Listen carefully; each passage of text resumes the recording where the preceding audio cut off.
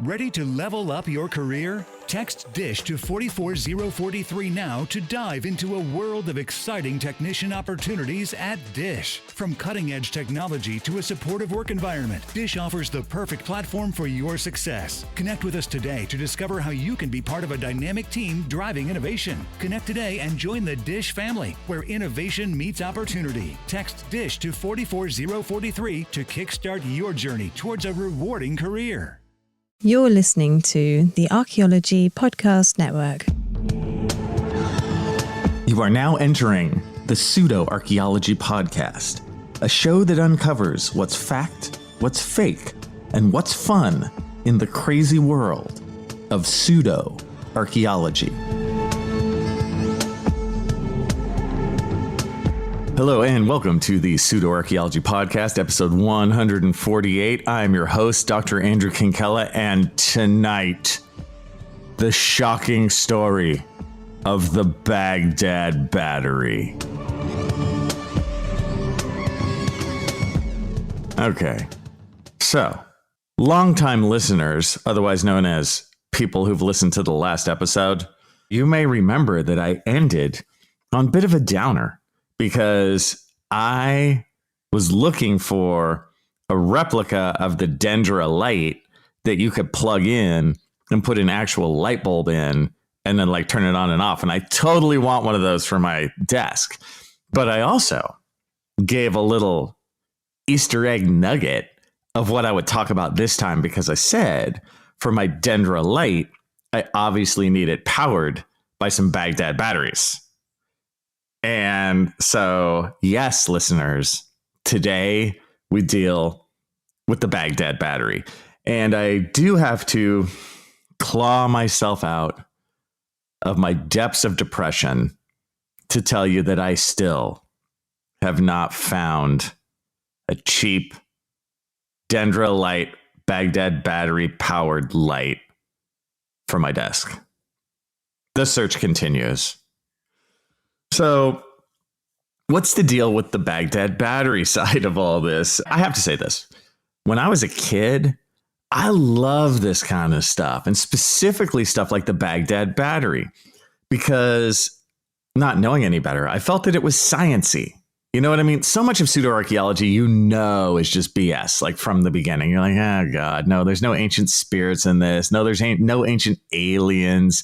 You guys know what I mean? Like, so much of this stuff you can just let go out of hand because, you're older than 6 and you just know that these sort of things are impossible or just like a bunch of BS, But this one to me felt different because it felt like it was a scientific thing, because it used 2 different metals and you could actually make it actually work as a battery. So I thought this one had like more scientific juice to it, you know what I mean, than so many of these other pseudo-archaeological claims.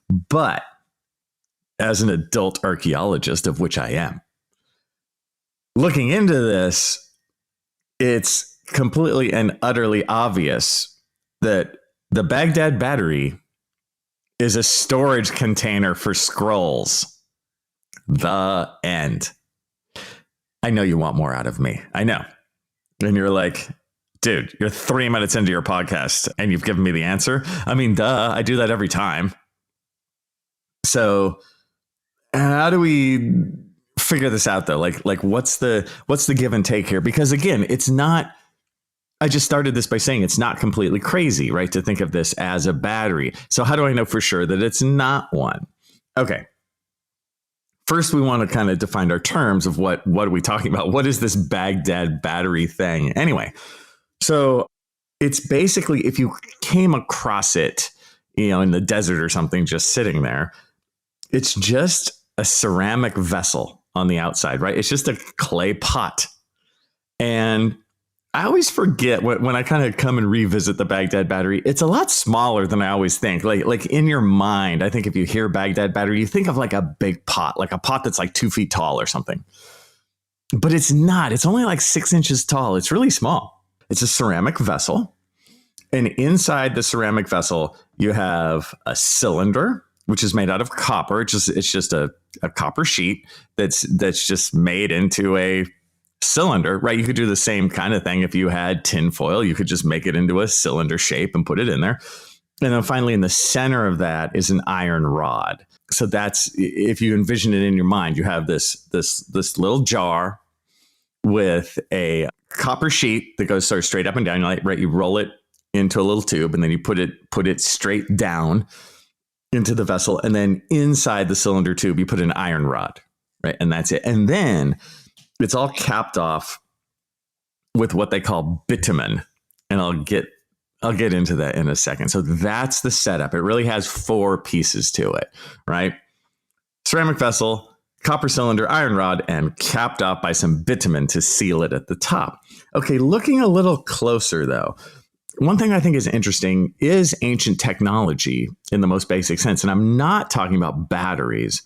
I'm talking about the actual pieces of this and how hard or easy they would be to make. Now, first, when we're looking at the ceramic vessel itself, the jar, when you look at what it's made out of, it's made out of terracotta.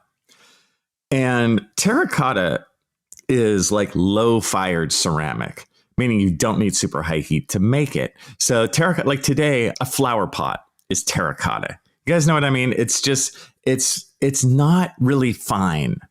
You know, it's low-fired, it's easy to make, and because it's low-fired, it's not very strong. You know how like plant pots just break, really easily. That's because they're of their sort of low-fired nature. The other thing about them are they're kind of weepy. You know what I mean? Like you, when you put water in it, it kind of soaks in. They're not the most water-resistant thing ever. Although, in my slim defense, in terms of talking about the Baghdad Battery itself, I'm not sure if it was glazed or not. If it had a little glaze on it, it would have made it a little more watertight. I'm not saying all the water would pour out. Put some water in a plant pot, and you know how it just gets kind of discolors on the outside. You can see it kind of soaking the water in. Anyway, you'll see the method to my madness in a bit. So we have this basic ceramic vessel, easy to make. This is not super high end. Then you have the copper sheet. In terms of ancient technology, copper is the easiest metal to deal with. You can find it naturally and just cold hammer it, which means you don't even have to smelt it or anything like that.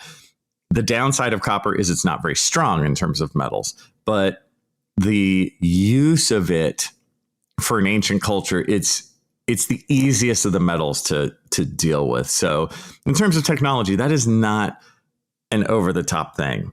Many cultures, and I'm not saying this was necessarily cold hammered. I'm not sure about the technology used here in terms of the copper. It might have been smelted some, probably was.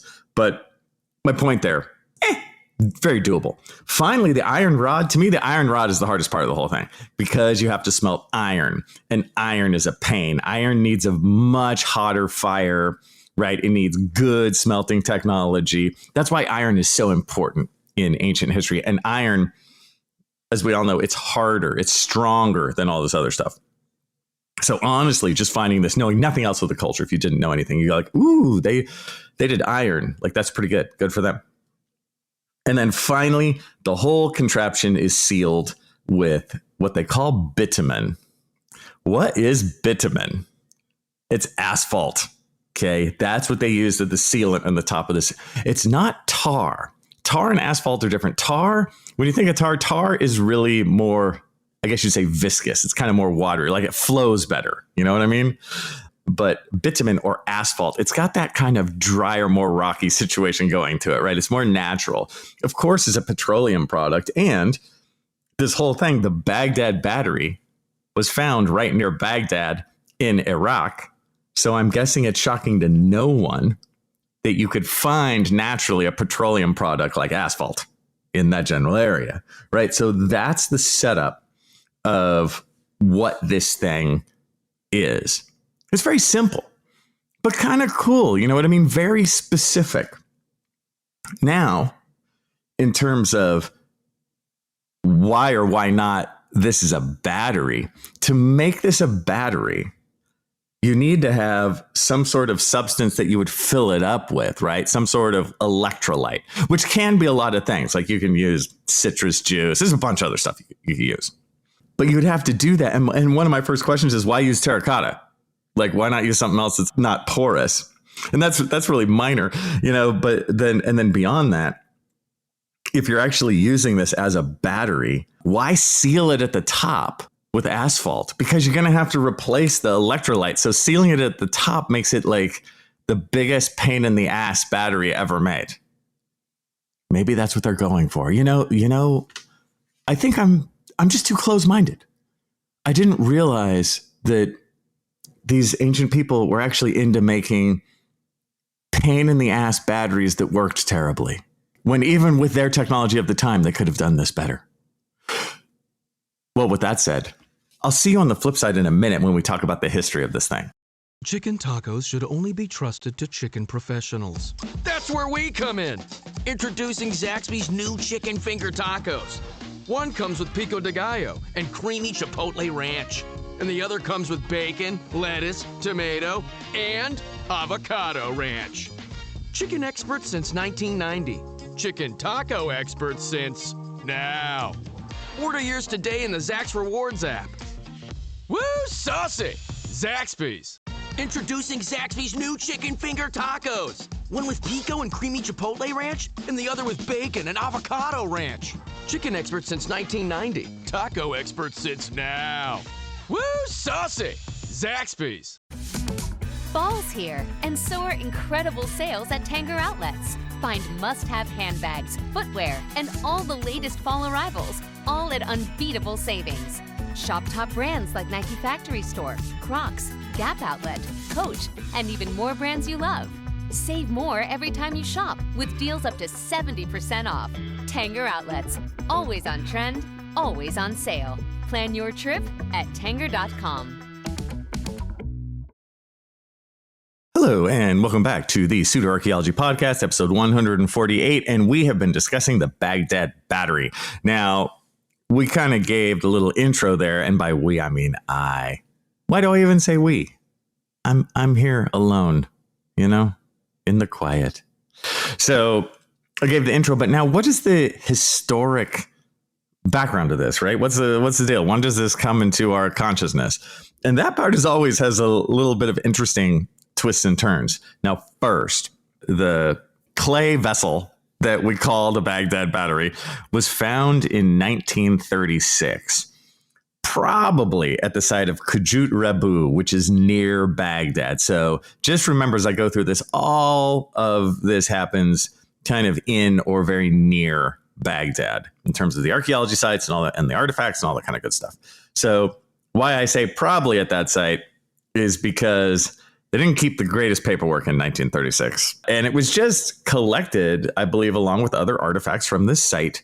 And not much happened with it until 2 years later, when this guy, Wilhelm Koenig, who was, I believe, the director or definitely working very high up in the National Museum of Iraq, right? So he's there in Baghdad. He's looking through the collections and he writes this up. Good for him, right? At least he's recording some stuff. Even today, we know in archaeology that many things just get kind of thrown in the back room of a lab somewhere and never dealt with. So he's dealing with the stuff. And in terms of how old the Baghdad Battery is, so as Koenig is writing this stuff down, we ultimately see that the Baghdad Battery is from what they call the Parthian period or the Sassanian period. And in terms of time, the Parthian period is from about 250 BC to around 225 AD or so. And then the one after that, the Sassanian period, is from about 225 to 650 AD. What we care about here is that this artifact was constructed sometime around the time of Christ or a little bit after, right? So it is, no matter if it's a battery or not, hint, it's not, but it is a real artifact, right? This isn't a fake artifact or something like this. This is a real artifact that is like the better part of 2,000 years old. So that's cool, right? It does have intrinsic interest. I think one thing we have to remember when we look at something like this is, based on those dates, which I have no reason to refute, I think they're totally fine, we have to realize that this is kind of late in overall Mesopotamian society and culture, right? Mesopotamia is so long-lived. It kind of has that same vibe as Egypt, right? It's so long-lived that when we see an artifact like this, we all of a sudden think like the great cities of Ur and Uruk with ziggurats, and we think of like the Akkadian and Babylonian Empire and the Assyrians, right? I've thrown out all those kind of key terms from ancient Mesopotamia. Realize that the Baghdad Battery is way after all that stuff, right? Because it's thousands of years newer, basically, than all that stuff. So, the Baghdad batteries weren't used by the thousands to power Uruk, or something silly like that. So it's a mistake, honestly, I made until recently. I thought that the ceramic vessel itself was much larger, and I thought it dated way back, right? But it doesn't. It's a little more recent. So back to Wilhelm Koenig, though. As Wilhelm Koenig is writing this up in 1938, he also suggests, this is the first little tick towards a battery thing. He suggests this might have been an ancient battery. It might have been used for electroplating, right? That's putting a different kind of metal on top of another metallic object, or maybe for pain relief or something. And he's just kind of throwing it out there. I don't fault him necessarily. He's just kind of going, hey, what about this? And it's 1938. What are you going to do? And I don't know. I haven't read the actual paper, but I don't know if he was necessarily just force feeding it to us. I think, as is true with a lot of this stuff, he probably just sort of suggested it near the end. Oh, it could be this. Oh, it could be this. But then, if you notice that date, 1938, kind of an important year in a thing I like to call world history. So there's other things to worry about in 1938, like the Germans. So this whole idea, this whole thing, it's written up and basically nobody cares. And everyone goes on with their life and they have World War II, and then actually we have post-World War II and still nobody cares until, oh my God, friends. How many times do I have to say this? Oh, good Christ. Until Erich von Däniken notes it in Chariots of the Gods in 1968. Of course.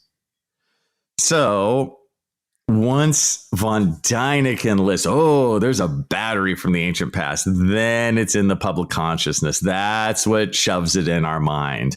That's what makes it, just a mind worm that never goes away, just like Atlantis, just like all those others, right? It's Chariots of the Gods that does it. So after that, you have a resurgence in terms of, the Baghdad Battery. And this is just the sort of the fluorescence, I would say, of the idea of the Baghdad Battery. And of course, it goes with that late 60s and onward pseudo-archaeological ideology, which is now, instead of a fairly neutral report from the 1930s that just sort of posits or suggests a few things, now it takes on that sort of cynical, onerous aspect where it's like, well, real archaeologists are keeping you in the dark because they're so narrow-minded.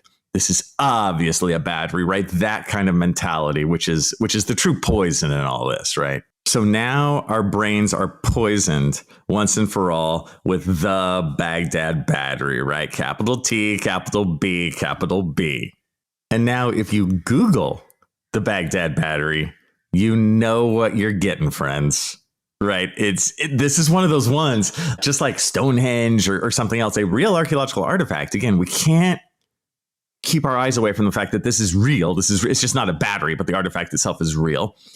If you Google it, you just get a world of alternative, otherwise known as pseudo history examples of this. You get those quotes like they'll start with the Baghdad Battery, a contentious topic in archaeological circles. No, it's not.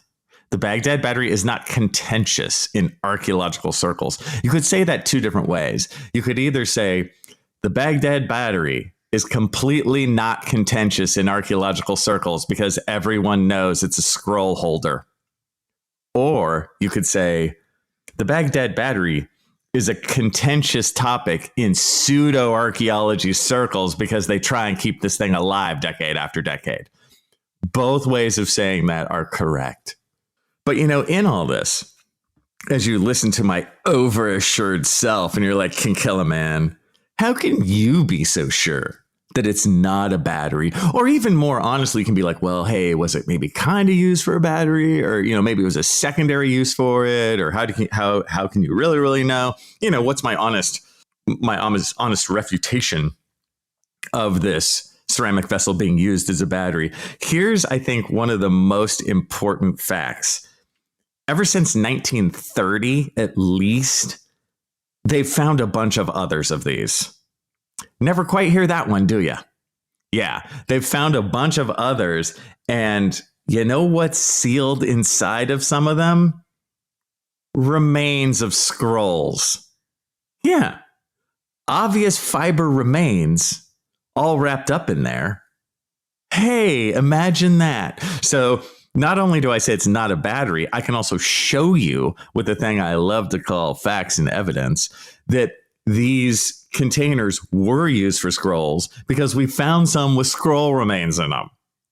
I believe that defines a slam dunk in circles of the law. You know what I mean? Like there you go. That's it. Now, and when you look at it with that sort of scientific eye, you can see, oh, right, okay, the iron rod, you'd roll the scroll around it, and then the scroll will go inside the copper tube, and then you'd put that further into the terracotta vessel. And that all makes sense then. Everything goes together, right? It doesn't have to hold any kind of electrolyte or anything. It just has to hold a scroll. In fact, it doesn't have anything wet in there at all. You don't want things wet in there. Hey, maybe that's why you put some asphalt on the top to seal it. Hey, maybe so. See, there you go. Like that's what this is. And it has its own interest. Isn't that cool that you like have a 2,000-year-old scroll holder? I want to find a 2,000-year-old scroll holder. I think that's awesome. And those other ones too, it's like, I don't think they can read any of the scrolls in them. I think they're just too far gone, you know, in terms of decomposition. But man, what was written on these, right? What was the deal with these? Anyway, with that, when we come back, the final bit of this, having a little fun with some of the things that they say about the Baghdad Battery. People are driven by the search for better.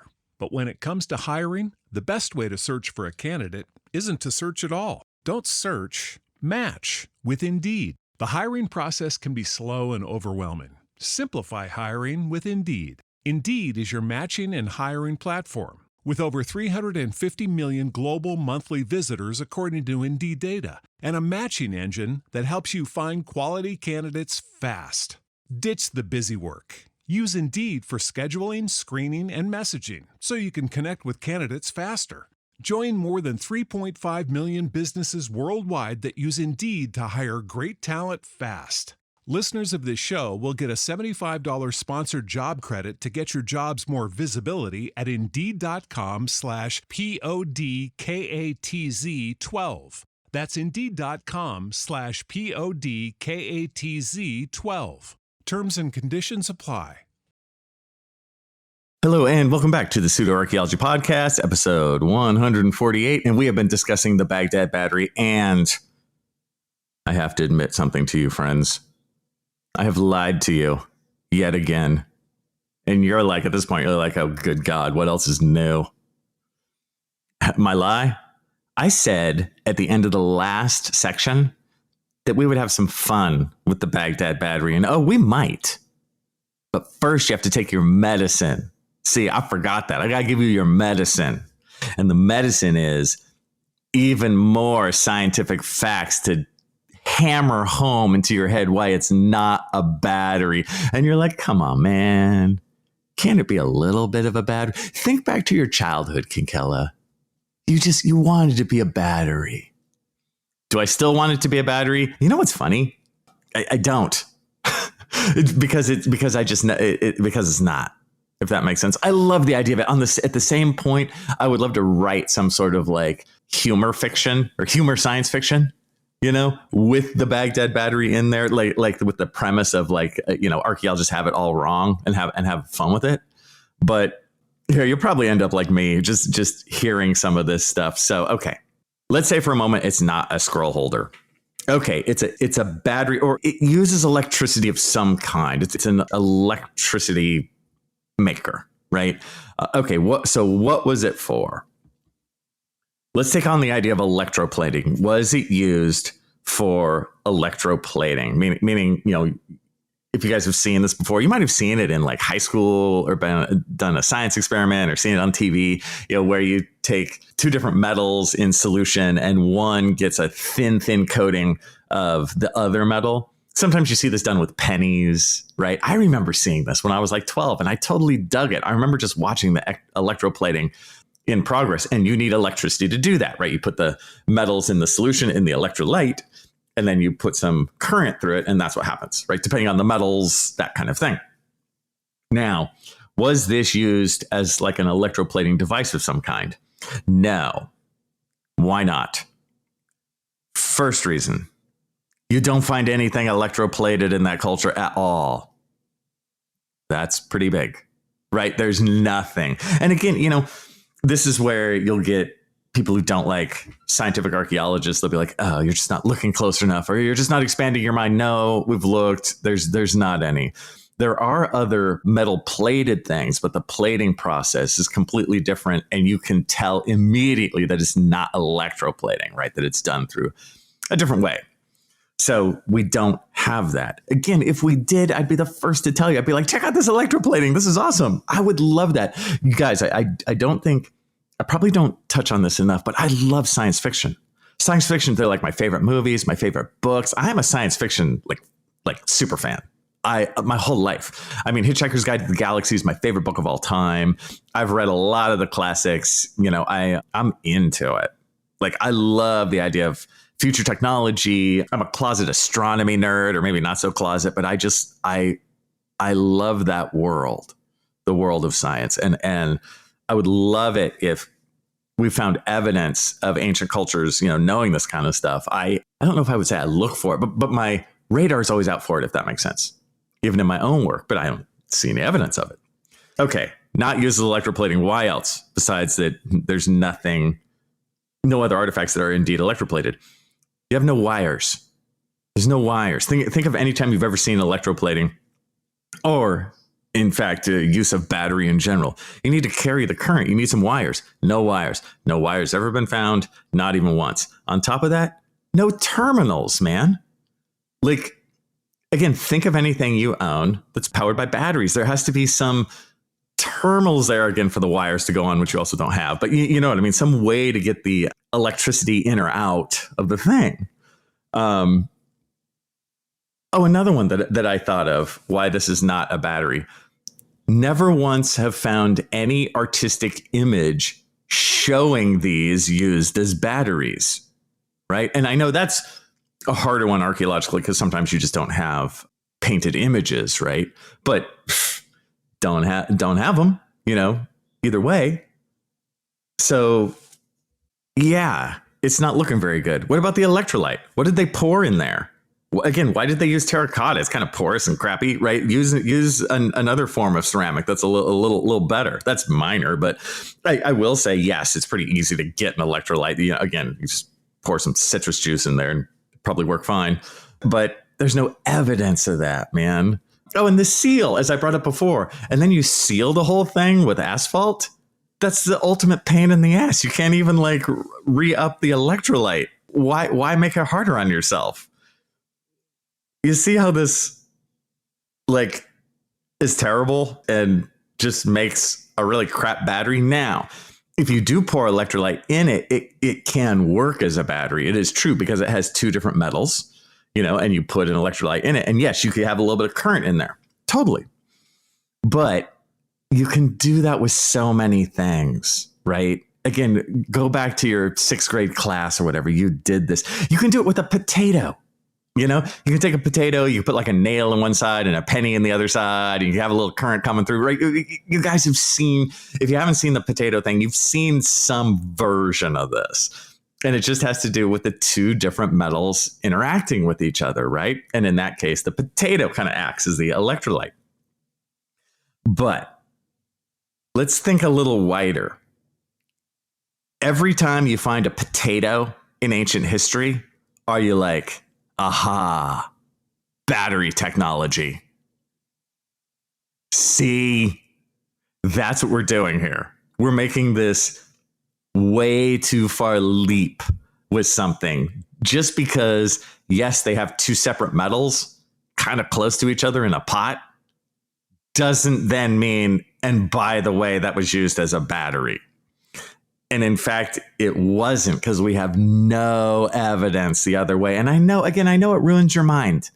I know you're like, damn it, because I want this one, you guys, but it's just not, but can we clear our brain of this forever? No, just like you can never clear Atlantis or anything else. It's like an old operating system in a computer. You're like, man, I wish I could just like delete all of this, but you just like kind of can't. It's just there. And it like messes you up every so often. You're like, man, this program isn't running so great.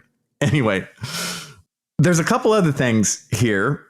In terms of the artifact itself, it was in the museum in Baghdad for years and years and years. It was lost in 2003, you guys. It was stolen during the Iraq War. Isn't that a bummer? Remember when all that stuff in the Iraq Museum got stolen? It was one of them. And it is, I would say, the most well-known artifact from there that still hasn't been returned. So you have all those others that were stolen, and we got, some of them back, which is good. It's still a real big tragedy. But this one, no, this one's still out there, which of course, oh man, the pseudo archaeology writes itself. Aliens finally retrieve battery. You know what I mean? But it is a bummer. I wish, are we going to see it in the future? I don't know, man.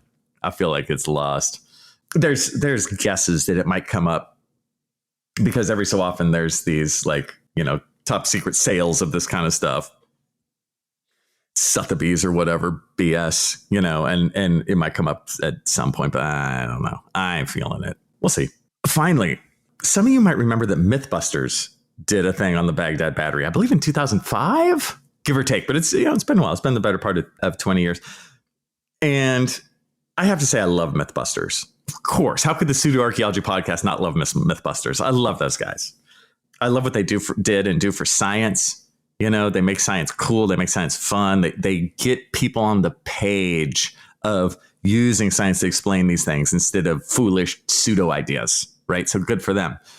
Now, I got one bone of contention with Mythbusters, but it's very small. I do have to totally sugarcoat this saying I love the show. I wish they'd make more. I love like Adam Savage and Jamie and all those dudes. Like I wish them well. I want them to like be hugely successful. They deserve it. They're great.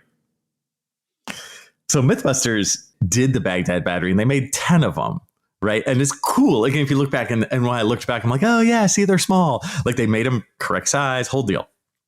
Quite easy to make, of course, especially versus the other stuff that Mythbusters has done. This was an easy week.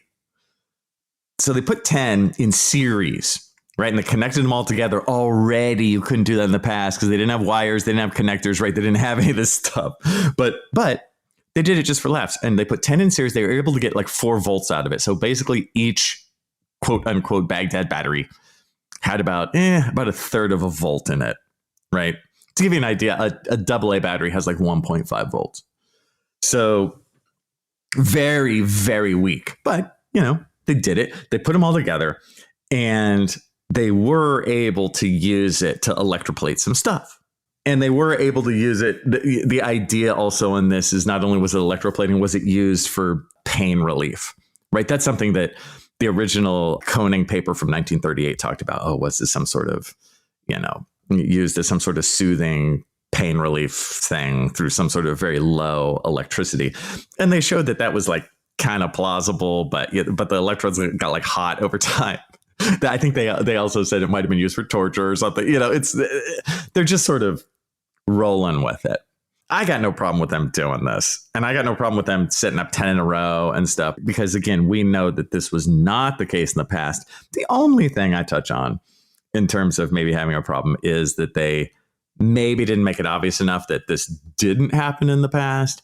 And when you're watching Mythbusters, they kind of have 3 big stamps at the end where they say, like, I forget the correct one, but they basically say yes. and then they say myth busted, or the third one is plausible. And they gave this one a plausible. And I get why they would have to because of their experiment and stuff. But the experiment itself was pretty faulty in terms of truth to the past. So the idea of seeing that stamp come in when you're watching the show and it says plausible, it gives it a little more juice than it really has. But again, that's minor. And I don't mind them doing this because it just gets interest in the whole thing. Finally, every time I bring up Mythbusters, I'm so sad that Grant Imahara died. If you guys don't know, I'm sorry to break this to you, but in 2020, Grant Imahara, who was one of the main hosts, he had a brain aneurysm. He died when he was 49. And it just makes me so sad. It's like, why do good people like him, have to not make it? And then I don't mean anything cruel by this, but you have other people in the pseudo-archaeology world who just live forever. And again, I'm not wishing ill will on anyone. It's much more of like, damn, I'm just bummed that Grant died. It's very sad. But overall, with the appearance on Mythbusters, you see that the idea of the Baghdad Battery stays with us. It's never going away. But in the end, no, it is absolutely 100% sure not a battery. It is a scroll holder. And even though I'm ending on kind of a downer like that, I'm still dying to find a Dendera Light powered by some Baghdad batteries, dude. If you guys can hook me up, that would be fantastic. I'll see you next time. Thanks for listening to the Pseudo Archaeology Podcast. Please like and subscribe wherever you like and subscribe. And if you have questions for me, Dr. Andrew Kinkella, feel free to reach out using the links below or go to my YouTube channel, Kinkella Teaches Archaeology. See you guys next time. This episode was produced by Chris Webster from his RV traveling the United States, Tristan Boyle in Scotland, DigTech LLC, Culturo Media, and the Archaeology Podcast Network, and was edited by Rachel Roden. This has been a presentation of the Archaeology Podcast Network. Visit us on the web for show notes and other podcasts at www.archpodnet.com. Contact us at chris@archaeologypodcastnetwork.com.